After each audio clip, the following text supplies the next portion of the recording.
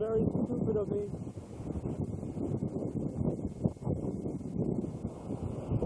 I agree, but I wanted to get this before it was too late. Let's go, come on.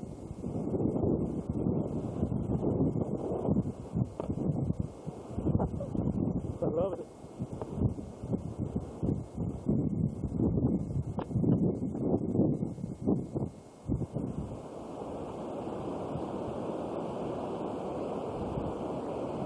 So in the beginning, the tropical storm force winds are just arriving.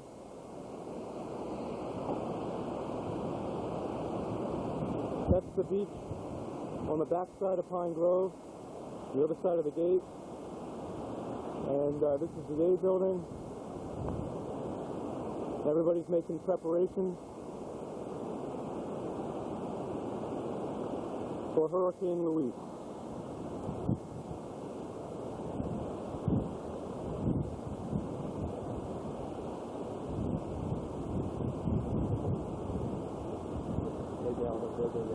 Where? Come back. What's going on?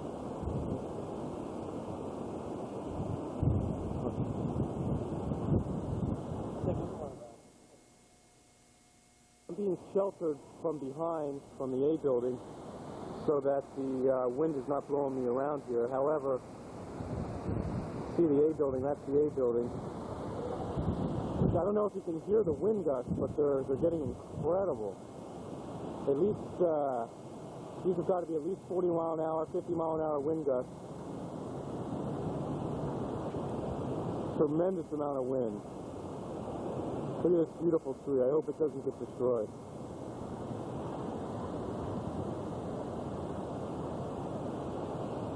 Absolutely incredible. We're going to try and take a peek around the A building here. The wind's going to be fierce, but look at that wind. Wow. This is the most weather I've seen here in 2.5 years I've been here. Okay, there's the peek around the other side. I don't know if you can hear the wind. It's incredible.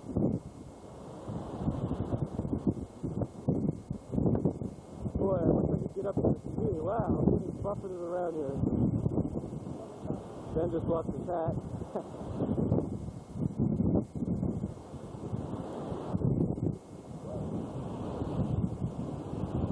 Proud as said, people are preparing for this Category 4 hurricane. Whoa.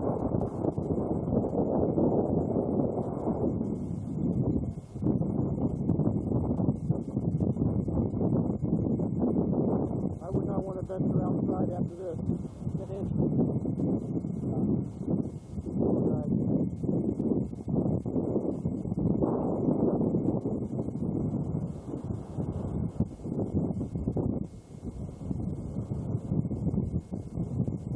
Okay, we're going back to the house now. I'll show you what we've done to prepare the system.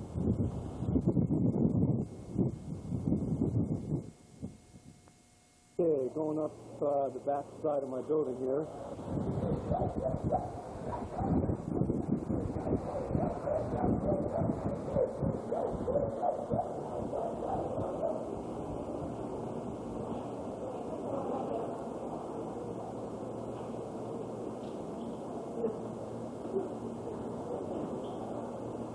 Where'd Ben go? Hello? How you doing?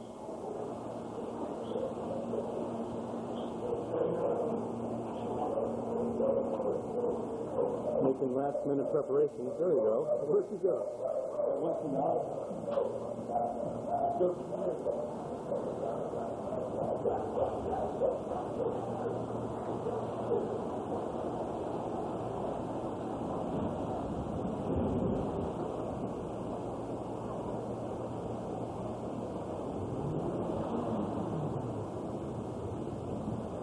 It's this side of the building on the north side that's going to have the worst side effects from this storm.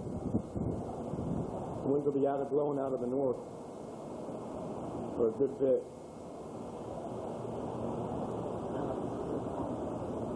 Okay, and here's our next door neighbor, Anna. At least her apartment. It's all boarded up. I did. What, you did it? Yes, I did. Let's go visit Stacy.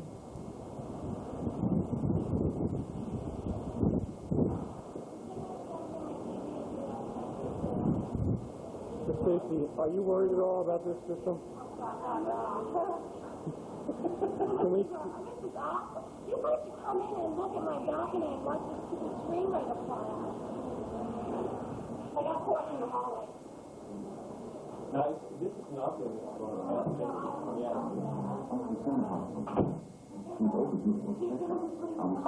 Where? Oh.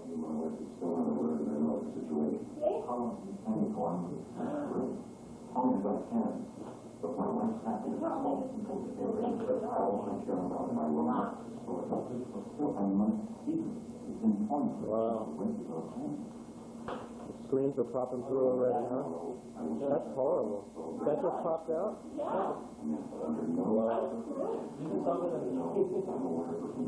Stacy has a fortunate capability of looking at the ocean from her apartment. Let's see if I can zoom in here. Ron's not going to make it home. He might make it home. Might. Yeah, it looks pretty brutal, especially, I mean, to see the ocean from the balcony when you're a passing hurricane is not very assuring.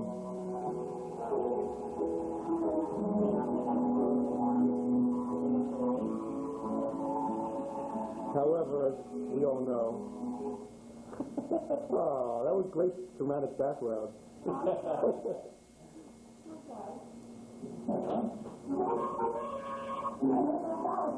Okay, well, next apartment will be our apartment, and we'll see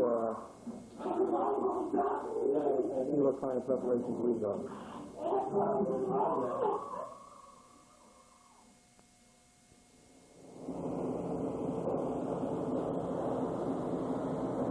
And this is my house. Now, let me give you a perspective. Stacy's apartment's on that side, where she's worrying about the northerly wind. Here, fortunately, I've been sheltered on the back side of the wind. Nonetheless, several precautions had to be taken.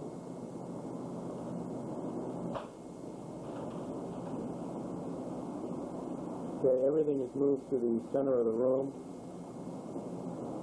Turn my desk around totally.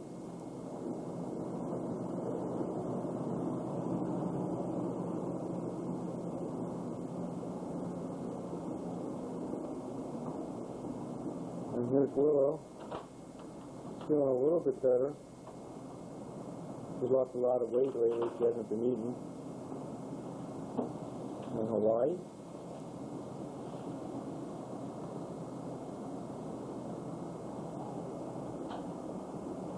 Notice there's nothing on the balcony.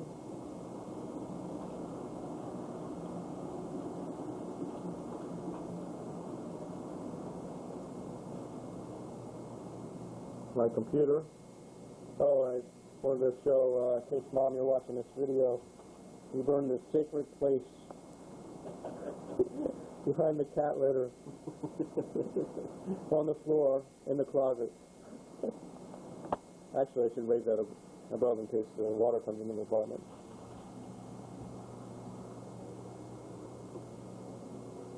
There's the one bedroom. So totally a mess, but I turned the bookcases around so that I don't have to worry about wind in case the wind gets blowing through the apartment. And here's the master bedroom. Now, originally we thought that the storm was going to go south of the island. Had that been the case, instead of the north winds, we would have gotten south winds, and this would have all been in extreme jeopardy.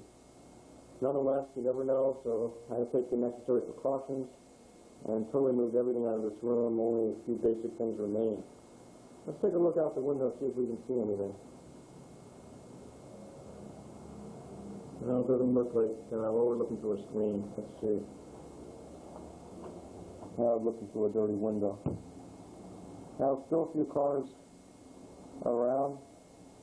Looks like we're in between rain squalls right now. But we'll take a before and after picture, see what we come up with. Can't believe that people are still driving around. I got to do the same thing coming up. I got to go to work at midnight tonight. So, see what happens. It's a little frightening, I can tell you that.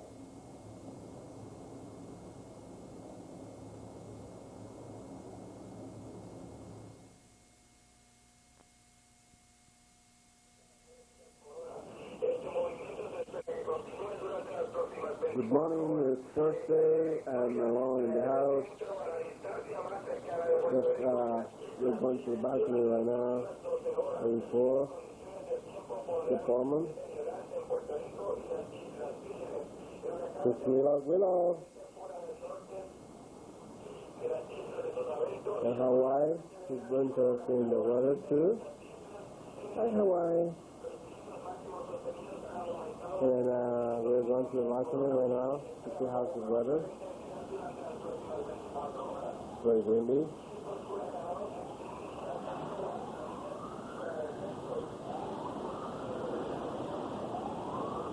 Wow, the wind right now is like 20 miles per hour here, I guess.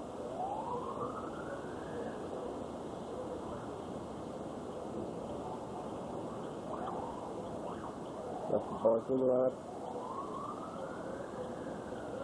There's water.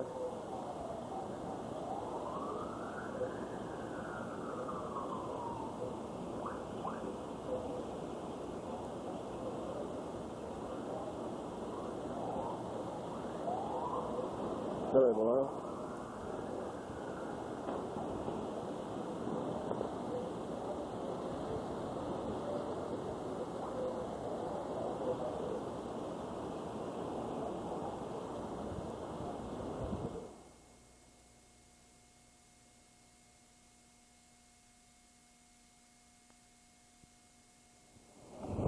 This is September 7th. It's 8:30 in the morning, and you can see this typical wind from a HurricaneLuis coming in. Very easy. You can see we don't have major problems right now.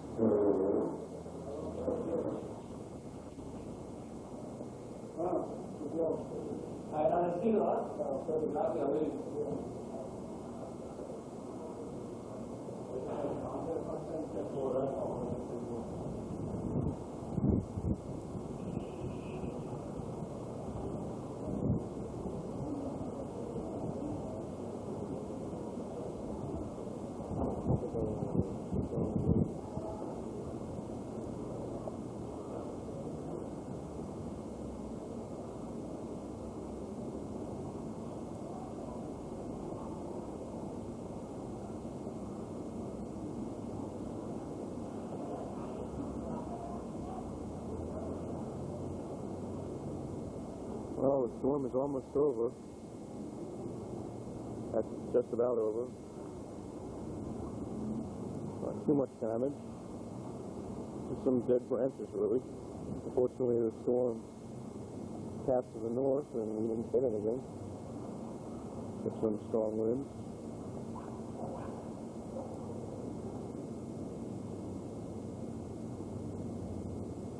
Now we're going to take a ride down to the ocean and go walk down to the ocean and see what's up. There's a uprooted tree all over. There's a bunch of debris and stuff everywhere. There's another one. Boy, I guess these things were top heavy. Also, there appears to be a lot of damage on the other side of this fence. A lot of branches and things down.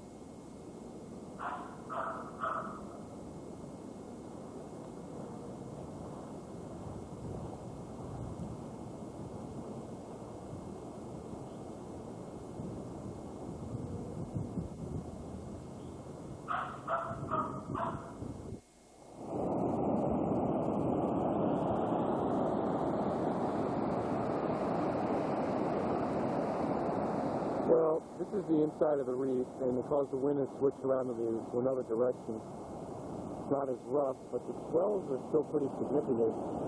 If you look way out, let's see if I can zoom in, you can see the waves breaking way in the distance on the reef.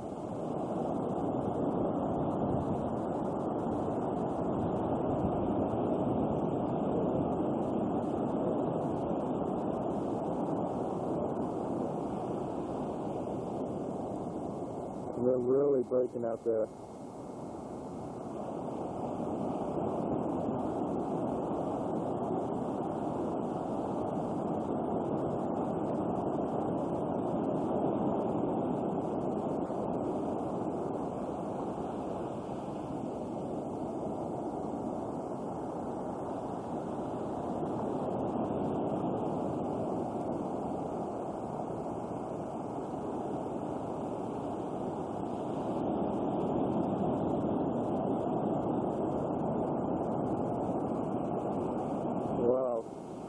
It almost looks like a cloud way out there. That's incredible. Surf break must be at least 20 feet or so.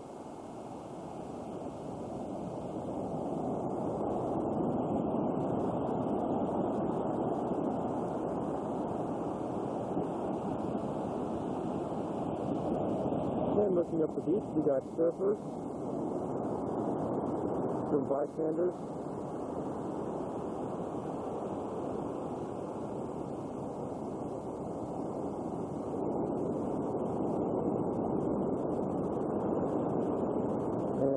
A lot of debris washed up on the beach. Here's Ben taking pictures for Brian next door. He has to work.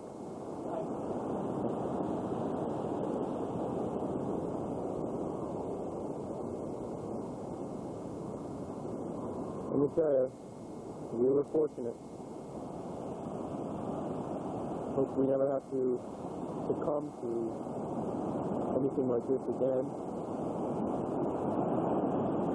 Certainly is something that I'll remember for quite a long time.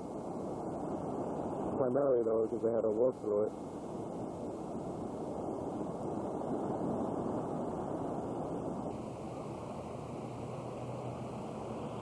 Boy, we just have a gust of wind. Now, I missed most of it. That was one heck of a squall that came through. Whoa. That was incredible. Now it's just pouring.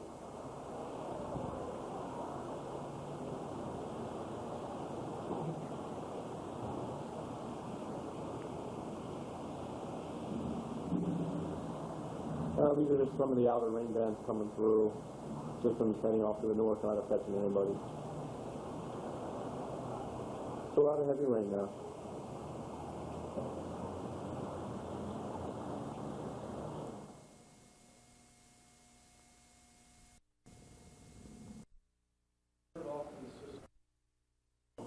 A week later, from the HurricaneLuis, probably we will be headed for another hurricane called Marley. There is Stacy and Corey. We are going to the beach to try to take some pictures from there. Anyway, we'll see what happens.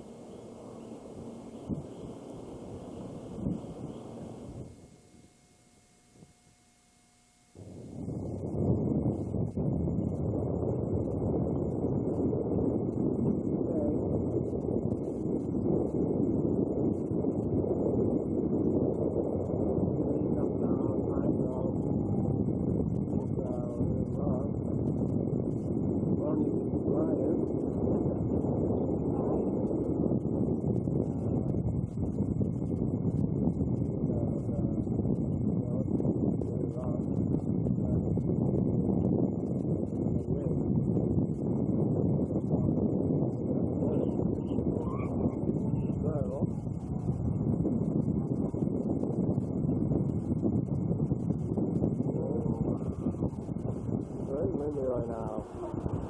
Very windy. To the farm.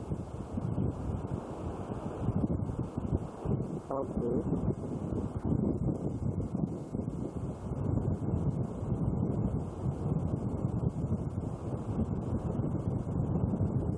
The difference now is the people are not getting prepared for this hurricane, so I guess they will suffer a lot of problems and troubles and damage in their farming because they will put penalties to stop the wind to destroy the glasses. Anyway, right now it's raining and the wind is blowing a little bad, but it's nothing because the word is coming.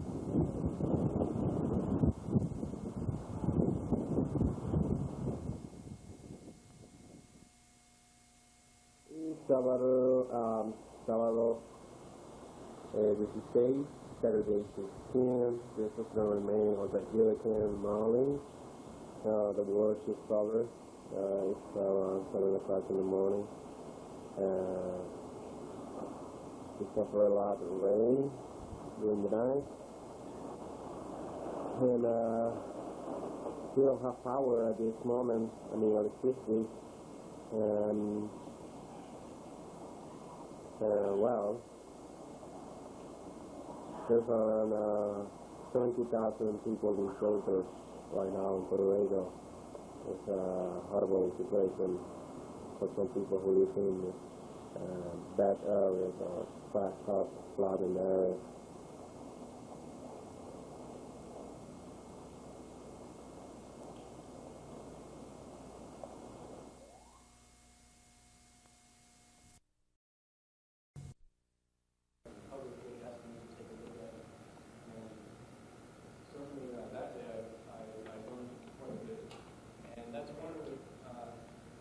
One of the things that I'm really keen on is taking a look at these images on satellite, recognizing that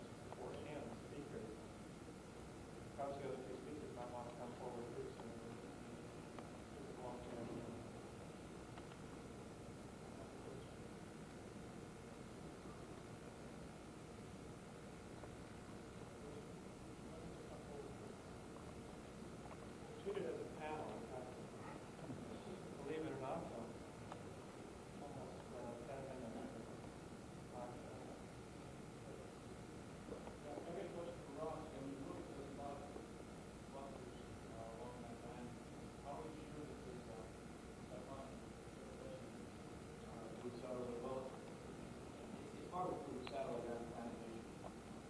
But when you see these patterns over and over again, and also you see them in various forms, not only physical, not only the sea stuff on this, and then the seawater stuff, and just basically do the analysis of satellite imagery,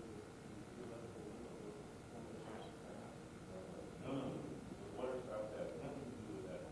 I would agree with that.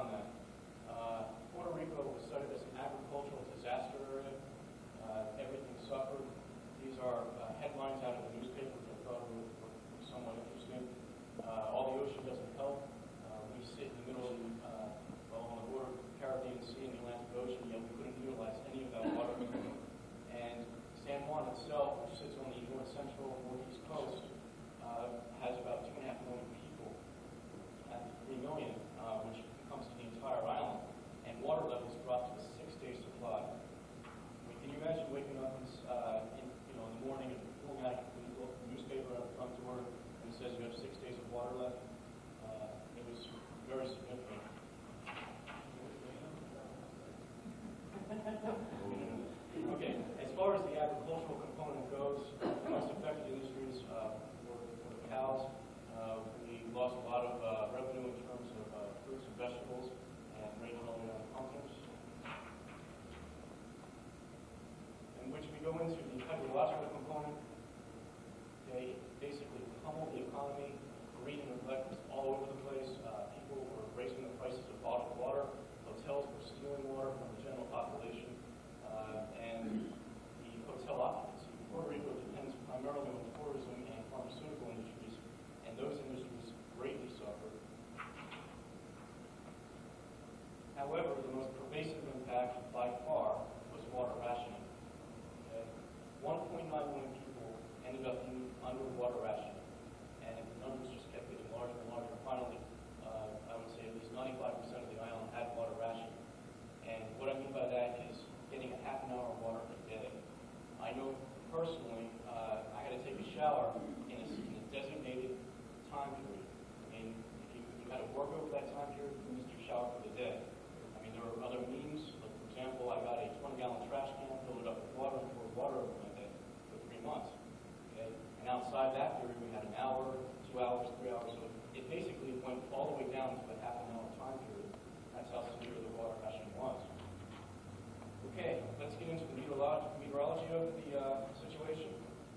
So the climatology, as far as rainfall goes, we receive about 200 inches of precipitation in the northeast part of the island.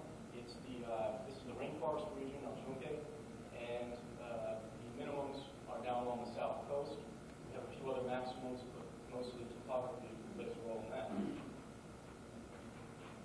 One of the drought indicators that we use to determine drought severity was the drought moisture index. It's basically the Palmer disease, but for Puerto Rico. How severe was this drought in comparison to the rest of Puerto Rico's previous droughts? Well, the last drought that we received, which was very severe, was in 1967, which is the green line. The 93 drought, which people call the 93 drought, is only because it began there. It started out in August, and here, and it was basically following the same path as all the other previous droughts, but it really became enhanced in April and May of 1994, where it superseded all the other droughts. The dashed line is the normal cumulative monthly precipitation. So at the peak of the drought, we were up to about 30 inches below normal. One of the most severe indicators, or obvious indicators, was the reservoir levels. They just basically plummeted. Okay, and as climatology goes here, we're typically a tropical regime during the summer months, and then mid-latitude regime later on. But we're going to focus on the tropical weather parameters at this point, and we had to come up with a way to figure out why the drought was occurring. We used much of Greg's work in determining the tropical waves, and cyclones, and hurricanes, and moisture which gets affected across Africa. Here are his basic parameters that he uses for tropical cyclone prediction in the Atlantic region. And we agreed with a large portion. Of those parameters. However, the West African rainfall we found was very interesting, and its relationship to sea surface temperatures, and also the position of the ITCZ. Okay. Here are the sea surface temperatures. Okay. This is for the tropical weather season 94, but the 93 pattern is very representative. In this particular case, the positioning of the ITCZ was suppressed very far to the south. Also, you'll notice a large cold area of water, very large anomalies in terms of cold water were funneled down the west coast of Africa and vectored to the west, and that was a result of displaced high pressure. This is a typical pattern you might normally see, but they were enhanced further. The cold water temperatures really came closer toward the Caribbean from this direction, and I know from in the beginning of 1993 we had dew points in the Caribbean in the low 80s throughout many locations, and from the rest of that season on, and also into 1994, the dew points were only in the low 70s throughout the whole season. One other interesting thing with that suppressed South ITCZ, in 1993 we had a tropical storm that went very far to the south. Tropical storm Verde went into Venezuela.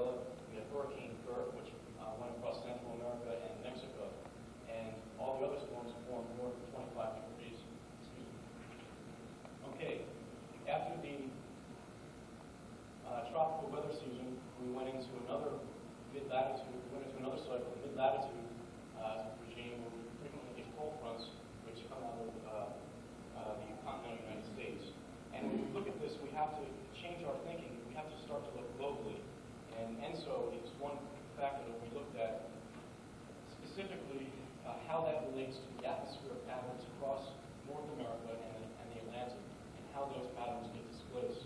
And I can say that what we found is that when we have a strong subtropical jet across Mexico and the Gulf of Mexico and then across Florida, we tend to get a lot of cold fronts down in the Caribbean. The reason being the surface low pressures which form in the northeast Gulf of Mexico and the South Atlantic tend to move further to the east.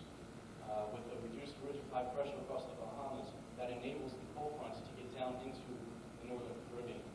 In the case of 93, 94, we still had a warm ENSO event, okay? But it did cool in January and February. What that did was change the positioning of the jet stream. It pushed it further to the north. Much of the low pressure systems that developed from that change ended up going straight north. High pressure flowed across the Bahamas, and none of those cold fronts were able to get down into the Caribbean.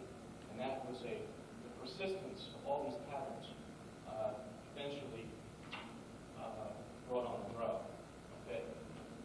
This is one of the most dramatic things I can show you here. Out of the entire world, the Northeast Caribbean sits at the greatest level of 200 millibar convergence, and this is from January 1994. It's a bullseye right over the Northeast Caribbean. What this means is basically low-level divergence, high pressure. Okay, that's the meteorology. There's a lot. It's very comprehensive. There's a lot more to talk about in the meteorology. But I want to talk about also hydrological components of the drought. For years, people have been telling, the scientists have been telling the local officials that reservoir capacity was failing and infrastructure was getting debilitated. And in fact, during this year, only 25 to 30% of the capacity was left in one of our primary reservoirs. The rest was filled up with sedimentation. And this graph tells it all. I mean, if you have a reservoir filled up with crud, you're not going to get much use out of it. So when you take a look at reservoir yield and population growth throughout the years, by the year 2000, the reservoirs are basically going to be useless. So you get a meteorological anomaly, plus coupled with the hydrological factor, you got yourself a major situation. Okay, to identify Caribbean drought meteorologically, we look at Gray's tropical weather parameters for hurricane prediction during a tropical weather cycle, and we look at the ITCC relationship with sea surface temperatures, also with West African rainfall. When we head into the mid-latitude regime, we look for a cold ENSO event. That gives us basically a much further displaced northward jet stream, which goes into factor number 2, and enormously displaced high pressure, which can produce southeast geostrophic winds and downsloping and some other factors which I didn't get into. We can also expect strong upper-level convergence with the drought. Okay, conclusion. The 93-94 drought was caused by an exact combination and unusually long succession of atmospheric patterns which produce negative precipitation anomalies. That's fairly obvious. But to terminate the drought is not yet terminated. We had an alleviation period, but yet the drought is still ongoing here in Puerto Rico. We still have people on the water rationing. We need a period of above normal precipitation that supersedes the demand imposed on the watersheds, and or an improvement in the water structures, the infrastructures, and reservoir capacity. And those things are being worked on at this time.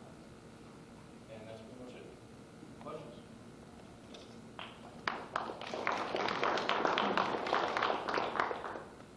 Well done.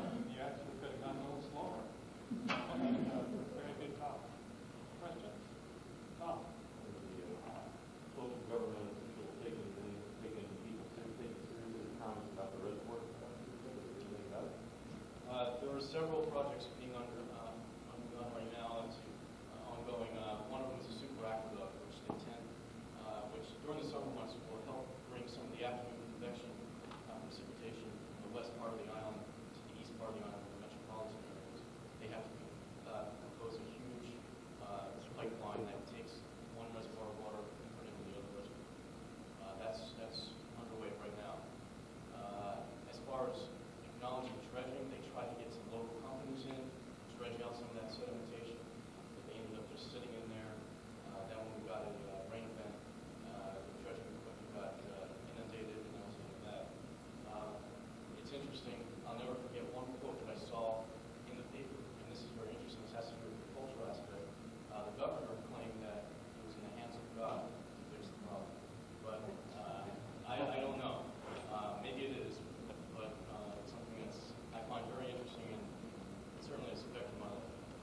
financial factor involved because of the lack of money local government has.